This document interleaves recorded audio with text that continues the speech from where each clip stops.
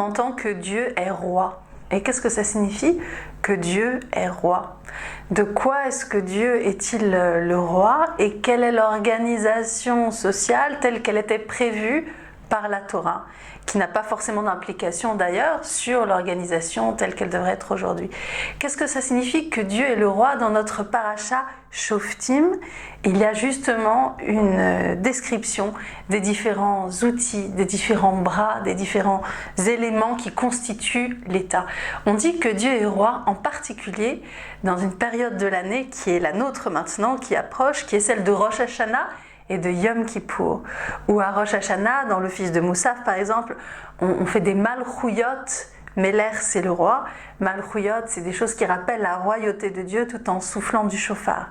Et de la même façon, à Kippour, on dit que Dieu est à la fois roi, mais qu'il est aussi, on l'appelle aussi juge dans un des piyutim, dans une des poésies liturgiques très très connues et très importantes de Kippour, qui s'appelle Shofet Kol Haaretz, le juge de toute la terre. Toute la terre. Est-ce que Dieu aujourd'hui est considéré au présent, au quotidien, comme un roi et comme un juge pour le peuple juif et dans notre tradition? Alors si on revient un petit peu à l'origine de cette expression, on voit qu'elle apparaît dans la bouche d'Abraham d'une façon très très spécifique, très particulière et surprenante. Nous sommes dans la Genèse au chapitre 18 au verset 22 et Abraham discute avec Dieu de la question de la destruction de Sodome et Gomorrhe. Et il discute et c'est là qu'il emploie l'expression « Shofet kol haaretz », le juge de toute la terre. Mais il ne l'utilise pas du tout pour glorifier Dieu. Il l'utilise pour remettre en cause la décision divine. Et le verset dit « Chalila lecha » non, enfin, c'est impossible. Prends garde à toi. « Chalila lecha » Hashofet kol haaretz lo yaase mishpat. Est-ce que le juge de toute la terre ne va pas faire le droit? C'est-à-dire, tu es le juge de toute la terre, donc tu ne peux pas détruire Sodome et Gomorrhe. Si tu le faisais, c'est une catastrophe. C'est dans la contestation que Abraham donne à Dieu le nom de Shofet Kol Haaretz. Et donc quand à Kippour on dit le juge de toute la terre, d'un côté c'est quelque chose qui a une profonde réalité au moment des fêtes de Tishri, mais d'un autre côté c'est également quelque chose qui nous rappelle la puissance contestatrice d'Abraham, notre père. Et c'est la même chose dans notre paracha, on nous dit Shoftim veshotrim titan lecha. Tu te donneras des juges. Donc si on doit nous-mêmes nous donner des juges, c'est même une injonction divine de se donner des juges temporels, alors c'est certainement que la justice est rendue par l'être humain.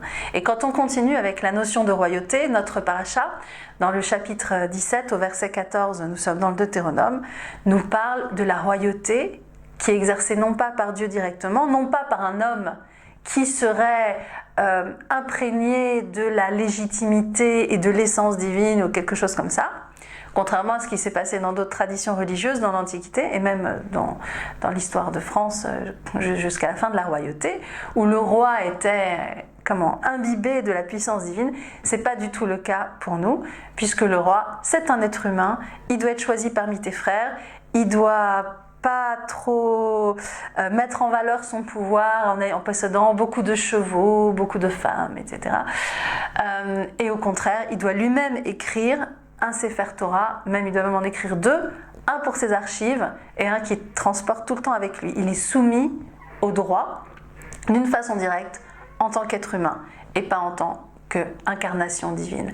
De la même façon, le prophète, nous sommes toujours dans notre paracha, au chapitre 18, au verset 14, le prophète, il ne faut pas avoir peur de lui, il faut remettre en cause ce qu'il dit, il faut vérifier que ce qu'il énonce est conforme à la loi, et il trouve le fondement de sa prophétie dans le fait qu'il est conforme à l'enseignement précédent, d'une part, et qu'il vit lui-même et qu'il met en application le message qu'il essaye de transmettre par ailleurs.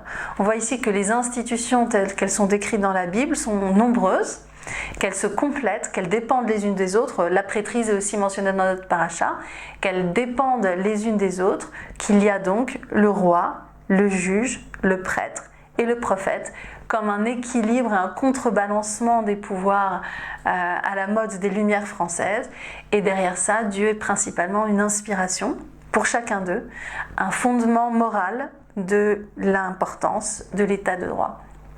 C'est ce qu'on retrouve dans Kippour également, où on se concentre sur cet aspect-là, où on veut nous-mêmes être au meilleur de nos capacités d'exercice de notre liberté par rapport à nos vies, et où on rend ce pouvoir symbolique de la royauté au Créateur dans le poème liturgique Shofet Kol Haaretz, juge de toute la terre, entre autres, et dans d'autres poèmes également où on dit « Nous sommes ton peuple et tu es notre Dieu, tu es l'objet de nos paroles et nous sommes l'objet des tiennes », et avec cette réciprocité, ce renforcement du lien qui nous donne la force d'être au plus proche de nos valeurs morales dans un exercice rationnel de la compréhension humaine de ce qu'est la justice divine. Notre paracha, Shoftim, une royauté peut-être indirecte d'inspiration et de responsabilité.